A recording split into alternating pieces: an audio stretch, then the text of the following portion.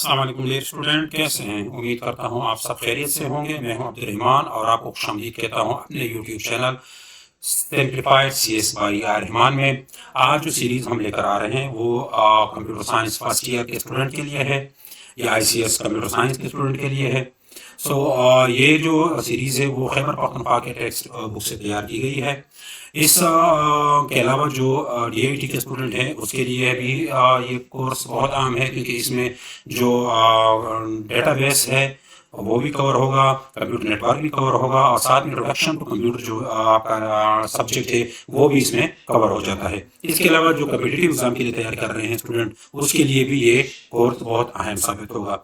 इसके साथ साथ ये जो कोर्स है ये बेसिकली SLO बेस्ड है, यानी कि आप का जो पेपर होगा वो SLO बेस्ड होगा, तो हम भी तैयारी भी SLO बेस्ड ही करवाएंगे। यानी कि जो भी टॉपिक होगा उससे किस किस्म के क्वेश्चन आपसे पूछे जा सकते हैं, किस किस्म के ऑब्जेक्टिव आपसे पूछे जा सकते हैं, तो वो भी हम इंशाल्लाह टॉपिक के साथ डिस्कस करेंगे। तो चलते हैं आज के एजेंडे की तरफ। आज का जो एजेंडा है वो 2 पार्ट्स पर मुश्तमिल है। वो है कोर्स आउटलाइन, और उसके बाद इस कोर्स के पढ़ने के बाद आपके पास कौन से बेनिफिट्स आएंगे या कौन से एडवांटेज होंगे जो आप हासिल करेंगे इस कोर्स के पढ़ने के बाद। ये जो कोर्स है उसका पहला जो यूनिट होगा वो ओवरव्यू ऑफ कंप्यूटर सिस्टम है।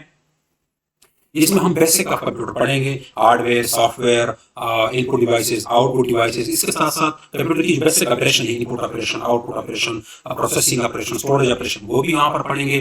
तो यहाँ पर जो बेसिक अंडरस्टैंडिंग होगी कंप्यूटर की वो आपकी इम्प्रूव हो जाएगी। इसके साथ साथ जो दूसरा चैप्टर है वो कंप्यूटर मेमोरी के बेस पर होगा, यानी रैम, रोम, हार्ड डिस्क, SSD, जितने भी स्टोरेज डिवाइसेस हैं वो यहाँ पर हम पढ़ेंगे। इसके साथ साथ हम डेटा को किस तरह स्टोर करते हैं, किस तरह एक्सेस करते हैं, वो भी यहाँ पर हम चीजें सीखने को मिलेंगी। यहाँ पर आप मेमोरी के मुतालिक बहुत कुछ जान सकेंगे।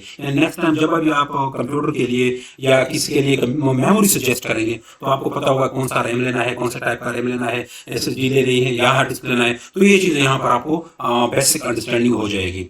नेक्स्ट जो थर्ड यूनिट है वो सेंट्रल प्रोसेसिंग यूनिट या CPU या माइक्रो प्रोसेसर या सिंपल प्रोसेसर इसके मुतालिक है, या इसको ब्रेन ऑफ कंप्यूटर भी कहते हैं, वो इसके मुतालिक होगा। यहाँ पर जो CPU के बेसिक ऑपरेशंस हैं, कैसे वो इंस्ट्रक्शन को फैच करते हैं, कैसे डिकोड करता है, कैसे एग्जीक्यूट करता है, यानी बेसिक जो इंटरनल जो एग्जीक्यूशन होती है मुख्तलिफ डेटा की या इंस्ट्रक्शन की, वो कैसे होती है वो यहाँ पर हम डिटेल के साथ पढ़ेंगे।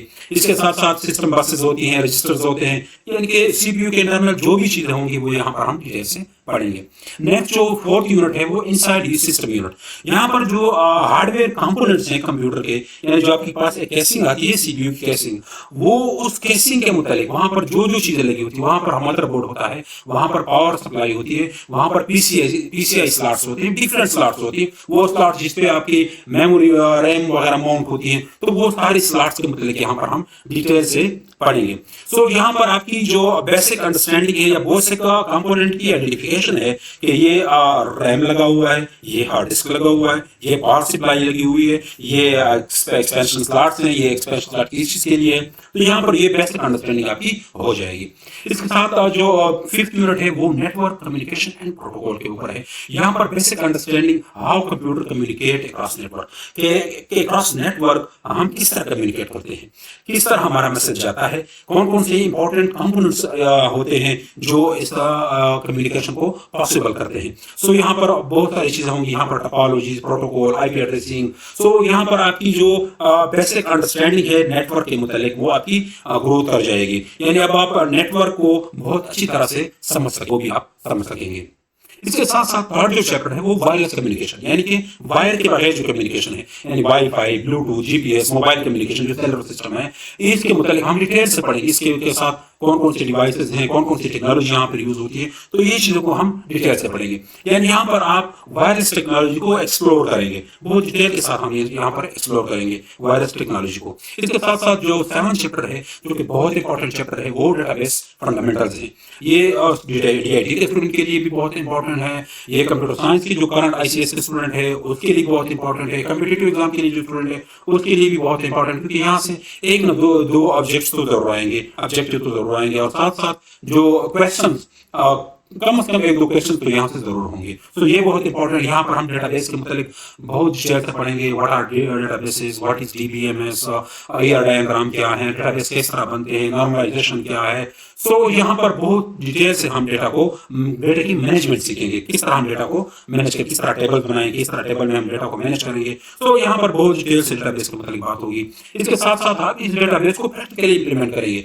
जो 8वां आपका जो चैप्टर है वो डेटाबेस डेवलपमेंट है। यहाँ पर हम एमएस एक्सेस को यूज करेंगे, जो डीबीएमएस है आपका।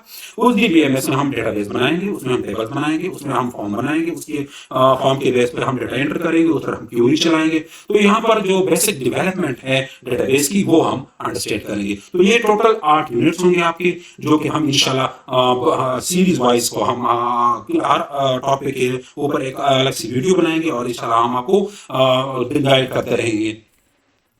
सो इसके पढ़ने के बाद जो आपके पास एडवांटेजेस होंगी, सबसे पहले एडवांटेज ये होगा आपकी फाउंडेशन बन जाएगी हायर स्टडीज के लिए। अगर आप हायर स्टडीज के लिए जा रहे हैं तो आपकी बेसिक जो नॉलेज होगी वो आपकी बढ़ेगी, आपकी बड़ी होगी। वो आपको समझ आ रही होगी कि नेटवर्क क्या है, डेटाबेसेस क्या है, सीपीयू क्या है। यानी कि अब आपकी फाउंडेशन अब बिल्कुल तैयार हो चुकी होगी। अब आप हायर स्टडीज के लिए बहुत आसानी से जा सकते हैं। आप बीएससी इंजीनियरिंग कर रहे हैं, या बीएसआईडी कर रहे हैं, या बीएससी कर रहे हैं, या डेटा साइंस कर रहे हैं, तो जिसमें भी अभी आर्टिफिशियल इंटेलिजेंस कर रहे हैं, यहाँ पर आपकी बहस जो है वो तैयार हो गई होगी। इसके साथ साथ जो कम्पिटिटिव एग्जाम के लिए जो तैयारी कर रहे हैं उनके लिए भी ये बहुत इंपॉर्टेंट है, क्योंकि आपके बहुत सारे कोर्स जो टॉपिक्स है वो यहाँ पर कवर हो रहे हैं।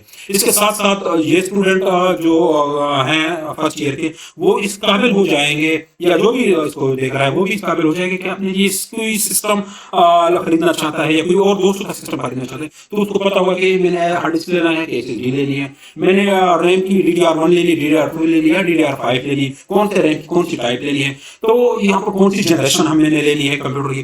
तो ये जो चीजें हैं आपको बहुत इजी समझ आ जाएगी, फिर आप इजीली इस चीजों को आप कर सकेंगे। यानी आप कोई सिस्टम खरीदना चाहें तो आप इजीली खरीद सकेंगे, आपके लिए कोई परेशानी होगी। जब आप मार्केट में जाएंगे तो आपको कोई मसला नहीं होगा। सो ये आज का लेक्चर था। शुक्रिया, थैंक यू।